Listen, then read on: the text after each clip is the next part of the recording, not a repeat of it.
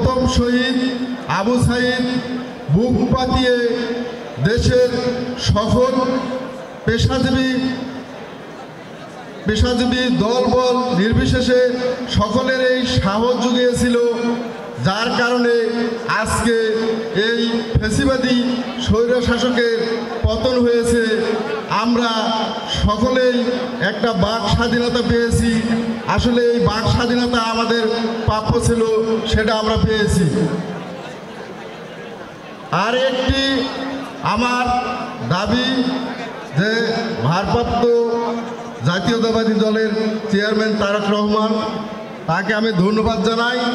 প্রথমেই তিনি একটা নির্দেশনা দিয়েছিল যে শহীদ পরিবারের পাশে দাঁড়ানো, যে আমাদের রংপুরের আহ্বায়ক সাইফুল ইসলাম ভাই এবং তার মাধ্যমে দলের জাতীয়তাবাদী দলের সদস্য সচিব আমাদের বাসায় গিয়েছিল, তাকে আমি ধন্যবাদ জানাই।